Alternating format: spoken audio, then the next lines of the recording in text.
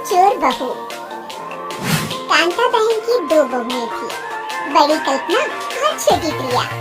कल्पना का जैसा नाम वैसा ही काम। सारा दिन कल्पनाओं में रहती, न कोई काम करती न कोई धाम। अरे कल्पना बहू, जरा अच्छी सी चटनी पीसते, आज कुछ मजेदार खाने का मन है। पेट में जलन हो जाएगी माँ जी बुढ़ापे में, और वैसे भी मेरा काम करने का वक्त शाम का है, आप प्रिया को ही बोल दो। इतना कहकर कल्पना वहाँ से चली जाती है। कांता कल्पना के ऐसे रवैये से काफी परेशान रहती है।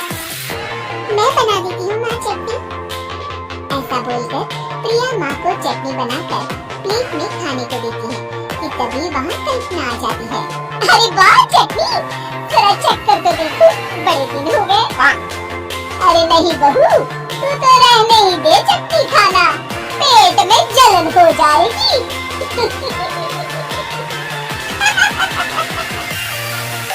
इतना कहकर कांता और प्रिया दोनों हंसने लगते हैं। कल्पना सारा दिन या तो मोबाइल में यूट्यूब देखती या फिर सोती रहती। उसका कमरा भी बिखरा और गंदा रहता। एक दिन कल्पना का पति अशोक उससे कहता है, अरे कल्पना, जानवर भी उस जगह को साफ कर लेता है जहाँ वो बैठता है, तुम तो इंसान हो, कैसे इतने गंदे कमरे में रहने की हो? देखो सारा सामान यहाँ वहाँ बिखरा पड़ा है। ज्यादा अपनी माँ का बोलना बोलो। हाँ, कमरा तुम्हारा भी तो है, गंदा लग रहा है तो साफ कर लो। पता नहीं तुम्हारे साथ मैं कैसे जिंदगी बिताऊंगा। इतना कहकर अशोक वहाँ से चला जाता है। कल्पना बस खाना खाने कमरे से बाहर आती और फिर से कमरे में चली जाती। इससे कांता बहन काफी परेशान रहती। एक दिन प्रिया कांता से कहती है, माँ, मैं सारा दिन काम करके थक जाती हूँ, आप कल्पना दीदी से कहिए ना कि सुबह और शाम का काम बांट ले, मैं तो अब सिर्फ एक वक्त का ही काम करूँगी। हाँ। अरे तो वो भी ना करना, एक बहू तो कामचोर थी, दूसरी भी आ गई काम ना करने के बहाने लेकर। तभी वहाँ प्रिया का पति रमेश आ जाता है। माँ, मैं देख रहा हूँ भाभी कोई काम नहीं करती, प्रिया सारा दिन घर और रसोई का काम करती है, अब कुछ करो ना माँ। कांता मन में कुछ सोचती है और कल्पना के पास जाती है। कल्पना फोन पर मेकअप करना देख रही होती है। कल्पना, तुम सारा दिन बस मोबाइल देखती हो, घर का कोई काम भी कर लिया करो। प्रिया सारा दिन काम करके थक जाती है, आज से मैंने फैसला किया है, एक वक्त का काम तुम करोगी, सुबह का खाना तुम बनाओगी और रात का प्रिया। आप लोगों ने काम को हुब्बा बना रखा है। अरे पता नहीं, थोड़ा सा ज्यादा काम करने में आप लोग बदला क्यों जाते हैं? और हाँ, बहुत ज्यादा प्रिया की तारीफ मत करिए मेरे सामने, बड़ी बहू तो मैं ही रहूंगी। मैं कुछ नहीं जानती, कल सुबह मुझे वक्त से खाना चाहिए, रसोई में आ जाना, वरना कल से तुझे खाना नहीं मिलेगा। अगली सुबह कल्पना रसोई में नहीं आती है। वो देर से सोकर उठती है और बाहर आकर कहती है, भूख लगी है, आज खाने में क्या है? इतनी देर हो गई, आज किसी ने मुझे उठाया भी नहीं, पता नहीं कहाँ है सब। कल्पना को घर में कोई नहीं दिखता।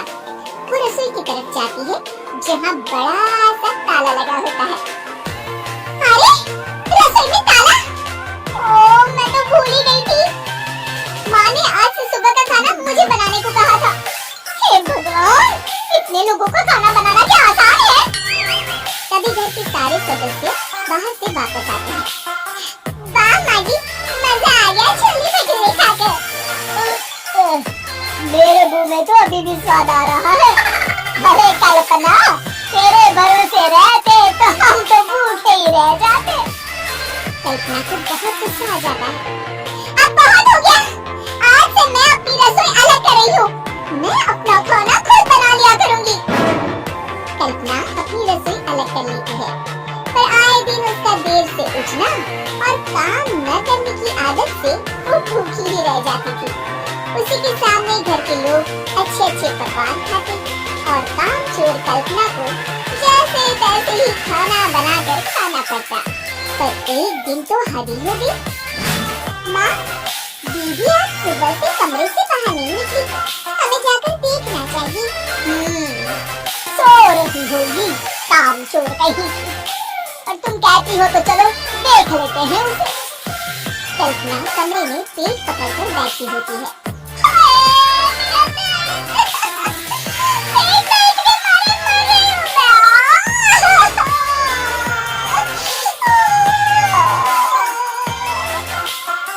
अरे दीदी क्या हुआ?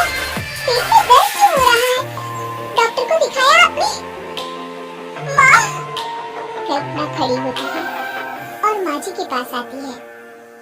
मुझे माफ कर दीजिए, अब से मैं सारे काम में मदद करूंगी, कभी आलस और काम चोरी नहीं करूंगी। हाँ हाँ वो तो ठीक है, लेकिन अचानक